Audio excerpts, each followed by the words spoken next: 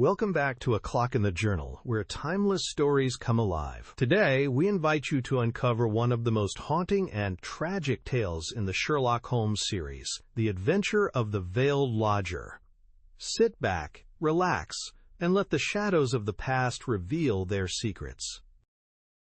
When one considers that Mr. Sherlock Holmes was in active practice for 23 years, and that during 17 of these I was allowed to cooperate with him and to keep notes of his doings, it will be clear that I have a mass of material at my command. The problem has always been not to find, but to choose. There is the long row of yearbooks which fill a shelf, and there are the dispatch cases filled with documents.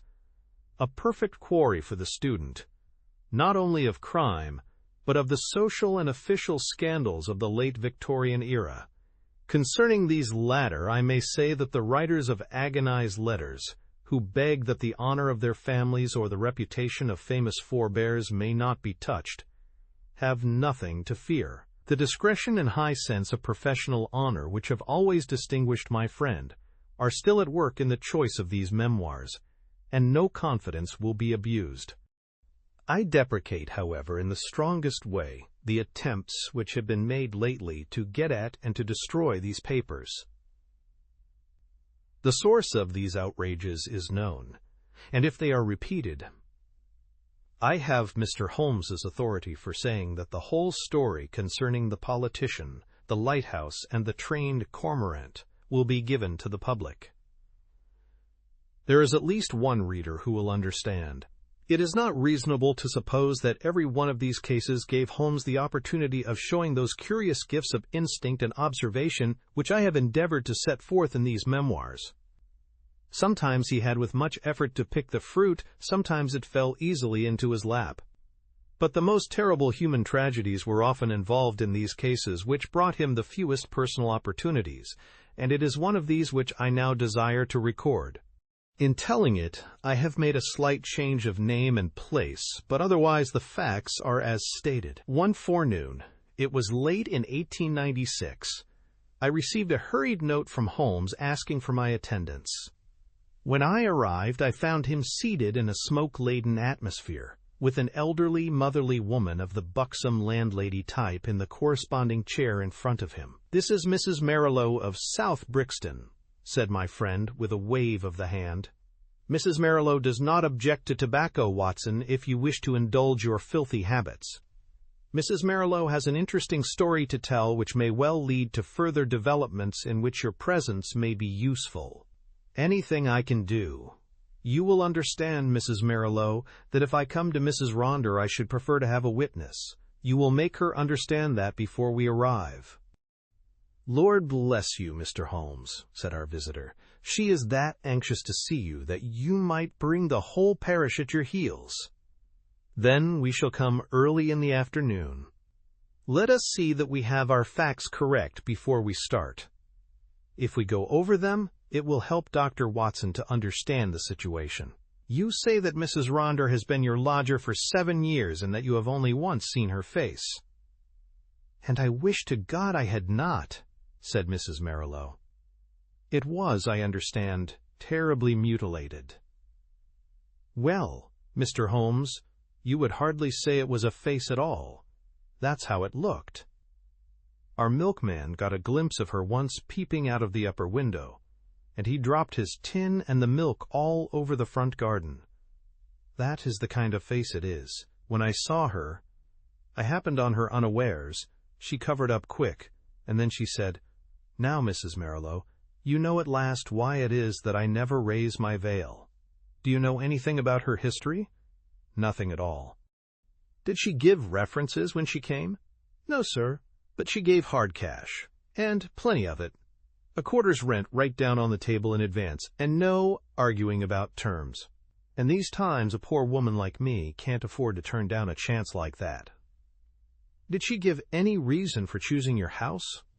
"Mine stands well back from the road, and is more private than most." "Then, again, I only take the one, and I have no family of my own. I reckon she had tried others and found that mine suited her best. It's privacy she is after, and she is ready to pay for it. You say that she never showed her face from first to last, save on the one accidental occasion. Well, it is a very remarkable story, most remarkable, and I don't wonder that you want it examined. I don't, Mr. Holmes. I am quite satisfied so long as I get my rent. You could not have a quieter lodger, or one who gives less trouble. Then what has brought matters to a head? Her health, Mr. Holmes. She seems to be wasting away, and there's something terrible on her mind. "Murder!" she cries. "Murder!" And once I heard her. "You cruel beast! You monster!" she cried. It was in the night, and it fair rang through the house and sent the shivers through me. So I went to her in the morning. "Mrs. Ronder," I says, "if you have anything that is troubling your soul, there's the clergy," I says, "and there's the police. Between them you should get some help." "For God's sake, not the police," says she, "and the clergy can't change what is past. And yet," she says, "it would ease my mind if someone knew the truth before I died." "Well," says I, "if you won't have the regulars, there is this detective man what we read about." "Begging your pardon, Mr. Holmes." And she fair jumped at it. "That's the man," says she. "I wonder I never thought of it before. Bring him here, Mrs. Marilow, and if he won't come, tell him I am the wife of Ronder's Wild Beast Show. Say that and give him the name Abbas Parva. Here it is as she wrote it, Abbas Parva. That will bring him, if he's the man I think he is." "And it will too," remarked Holmes. "Very good, Mrs. Marilow. I should like to have a little chat with Dr. Watson. That will carry us till lunchtime. About 3 o'clock you may expect to see us at your house in Brixton." Our visitor had no sooner waddled out of the room, no other verb can describe Mrs. Marilow's method of progression, than Sherlock Holmes threw himself with fierce energy upon the pile of commonplace books in the corner. For a few minutes there was a constant swish of the leaves, and then, with a grunt of satisfaction, he came upon what he sought. So excited was he that he did not rise, but sat upon the floor like some strange Buddha, with crossed legs, the huge books all round him, and one open upon his knees. The case worried me at the time, Watson. Here are my marginal notes to prove it. I confess that I could make nothing of it, and yet I was convinced that the coroner was wrong. Have you no recollection of the Abbas Parva tragedy? None, Holmes. And yet you were with me then. But certainly my own impression was very superficial, for there was nothing to go by, and none of the parties had engaged my services. Perhaps you would care to read the papers?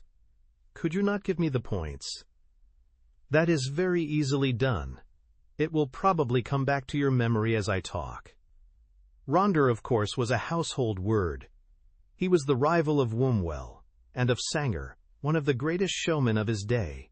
There is evidence, however, that he took to drink, and that both he and his show were on the downgrade at the time of the great tragedy.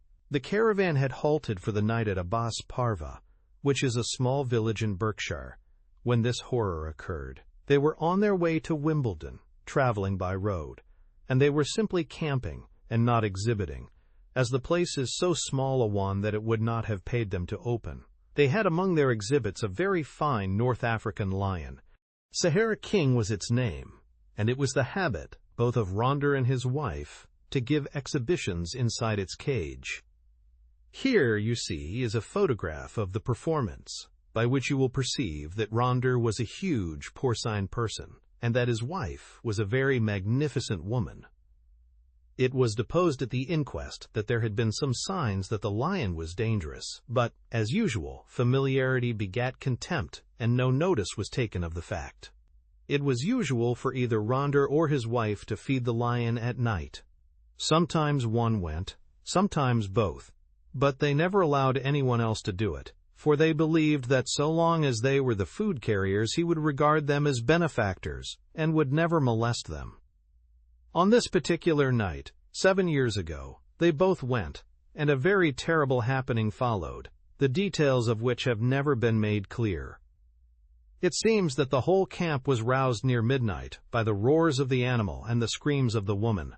The different grooms and employees rushed from their tents carrying lanterns, and by their light an awful sight was revealed. Ronder lay, with the back of his head crushed in and deep claw marks across his scalp, some 10 yards from the cage, which was open. Close to the door of the cage lay Mrs. Ronder, upon her back, with the creature squatting and snarling above her. It had torn her face in such a fashion that it was never thought that she could live.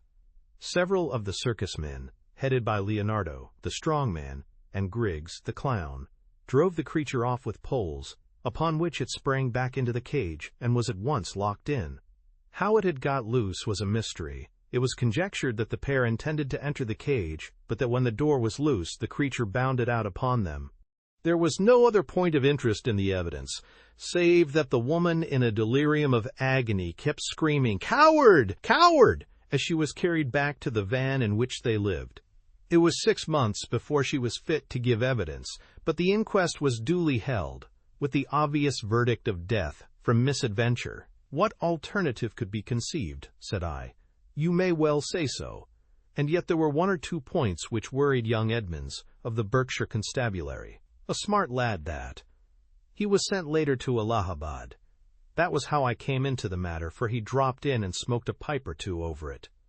"A thin, yellow-haired man?" "Exactly. I was sure you would pick up the trail presently." "But what worried him?" "Well, we were both worried. It was so deucedly difficult to reconstruct the affair. Look at it from the lion's point of view. He is liberated. What does he do? He takes 6 bounds forward, which brings him to Ronder. Ronder turns to fly. The claw marks were on the back of his head, but the lion strikes him down. Then, instead of bounding on and escaping, he returns to the woman who was close to the cage, and he knocks her over and chews her face up. Then, again, those cries of hers would seem to imply that her husband had in some way failed her. What could the poor devil have done to help her? You see the difficulty?" "Quite. And then there was another thing. It comes back to me now as I think it over. There was some evidence that, just at the time the lion roared and the woman screamed, a man began shouting in terror. This man Ronder, no doubt. Well, if his skull was smashed in, you would hardly expect to hear from him again. There were at least 2 witnesses who spoke of the cries of a man being mingled with those of a woman. I should think the whole camp was crying out by then. As to the other points, I think I could suggest a solution. I should be glad to consider it." The 2 were together, 10 yards from the cage, when the lion got loose. The man turned and was struck down. The woman conceived the idea of getting into the cage and shutting the door. It was her only refuge. She made for it, and just as she reached it, the beast bounded after her and knocked her over. She was angry with her husband for having encouraged the beast's rage by turning. If they had faced it, they might have cowed it, hence her cries of "Coward!" "Brilliant, Watson! Only 1 flaw in your diamond." "What is the flaw, Holmes?" "If they were both 10 paces from the cage, how came the beast to get loose? Is it possible that they had some enemy who loosed it? And why should it attack them savagely when it was in the habit of playing with them and doing tricks with them inside the cage? Possibly the same enemy had done something to enrage it." Holmes looked thoughtful and remained in silence for some moments. "Well, Watson, there is this to be said for your theory. Ronder was a man of many enemies. Edmonds told me that in his cups he was horrible. A huge bully of a man, he cursed and slashed at everyone who came in his way. I expect those cries about a monster, of which our visitor has spoken, were nocturnal reminiscences of the dear departed. However, our speculations are futile until we have all the facts. There is a cold partridge on the sideboard, Watson, and a bottle of Montrachet. Let us renew our energies before we make a fresh call upon them. When our hansom deposited us at the house of Mrs. Marilow, we found that plump lady blocking up the open door of her humble but retired abode. It was very clear that her chief preoccupation was lest she should lose a valuable lodger, and she implored us, before showing us up, to say and do nothing which could lead to so undesirable an end.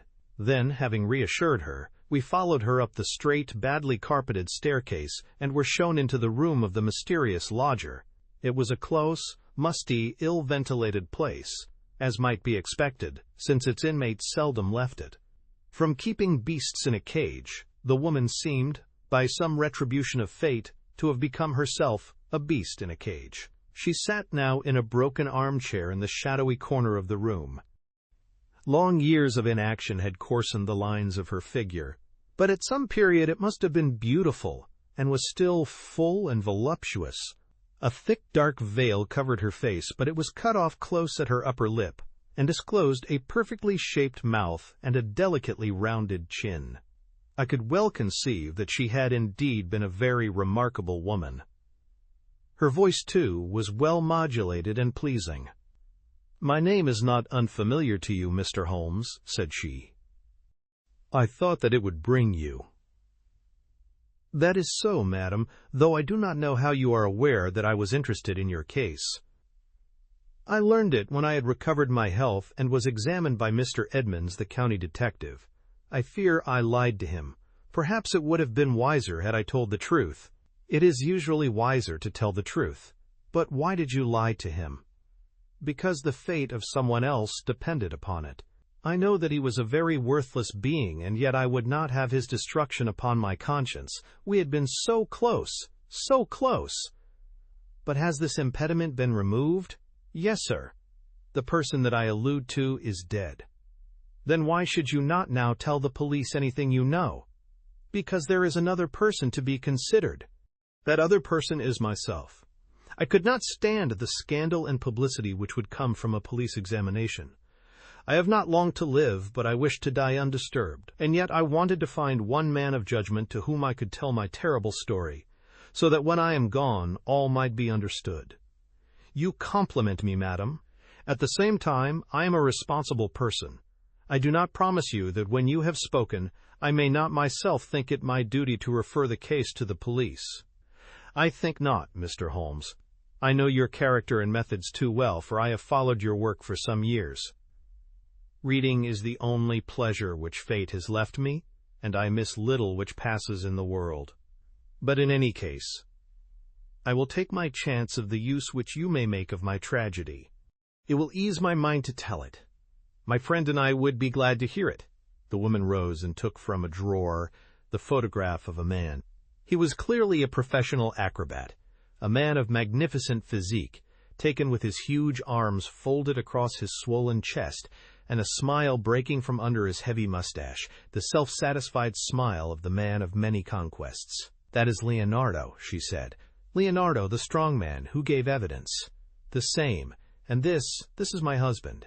It was a dreadful face, a human pig, or rather a human wild boar, for it was formidable in its bestiality. One could imagine that vile mouth champing and foaming in its rage, and one could conceive those small, vicious eyes darting pure malignancy as they looked forth upon the world. Ruffian, bully, beast, it was all written on that heavy jowled face. Those two pictures will help you gentlemen to understand the story. I was a poor circus girl brought up on the sawdust and doing springs through the hoop before I was 10. When I became a woman, this man loved me, if such lust as his can be called love, and in an evil moment I became his wife. From that day I was in hell, and he the devil who tormented me. There was no one in the show who did not know of his treatment. He deserted me for others. He tied me down and lashed me with his riding whip when I complained. They all pitied me, and they all loathed him, but what could they do? They feared him, one and all. For he was terrible at all times, and murderous when he was drunk. Again and again he was had for assault, and for cruelty to the beasts, but he had plenty of money, and the fines were nothing to him.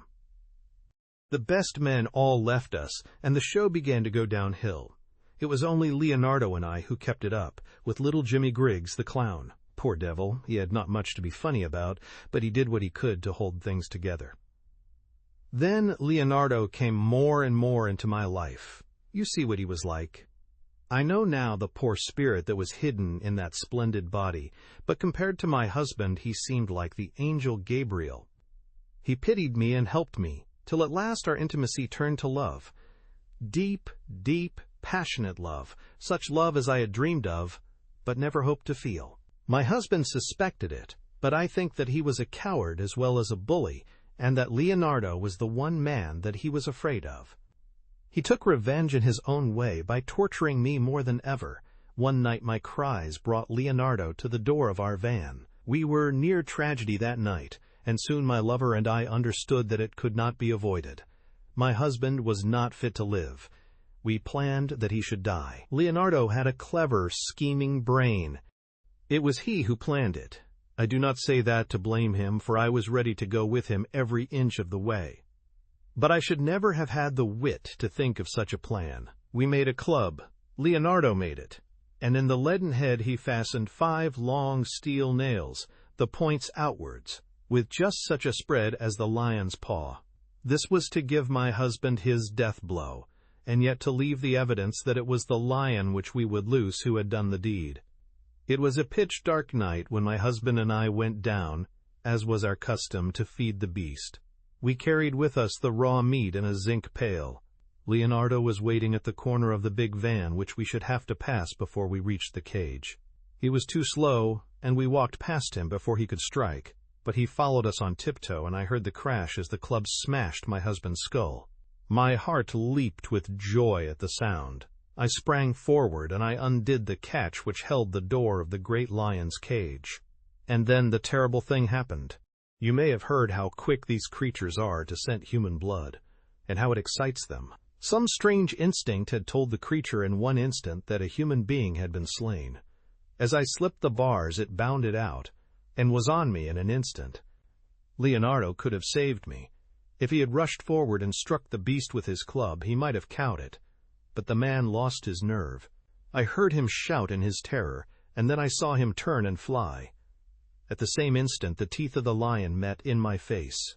Its hot, filthy breath had already poisoned me, and I was hardly conscious of pain. With the palms of my hands, I tried to push the great steaming, blood-stained jaws away from me, and I screamed for help. I was conscious that the camp was stirring, and then dimly I remember a group of men, Leonardo, Griggs, and others, dragging me from under the creature's paws. That was my last memory, Mr. Holmes. For many a weary month, when I came to myself and saw myself in the mirror, I cursed that lion.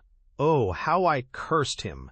Not because he had torn away my beauty, but because he had not torn away my life. I had but one desire, Mr. Holmes, and I had enough money to gratify it. It was that I should cover myself so that my poor face should be seen by none, and that I should dwell where none whom I had ever known should find me. That was all that was left to me to do, and that is what I have done. A poor wounded beast that has crawled into its hole to die, that is the end of Eugenia Ronder. We sat in silence for some time after the unhappy woman had told her story. Then Holmes stretched out his long arm and patted her hand with such a show of sympathy as I had seldom known him to exhibit. "Poor girl," he said. "Poor girl." The ways of fate are indeed hard to understand. If there is not some compensation hereafter, then the world is a cruel jest. But what of this man Leonardo? I never saw him or heard from him again. Perhaps I have been wrong to feel so bitterly against him. He might as soon have loved one of the freaks whom we carried round the country as the thing which the lion had left. But a woman's love is not so easily set aside. He had left me under the beast's claws, he had deserted me in my need, and yet I could not bring myself to give him to the gallows. For myself I cared nothing what became of me. What could be more dreadful than my actual life? But I stood between Leonardo and his fate. And he is dead. He was drowned last month when bathing near Margate. I saw his death in the paper.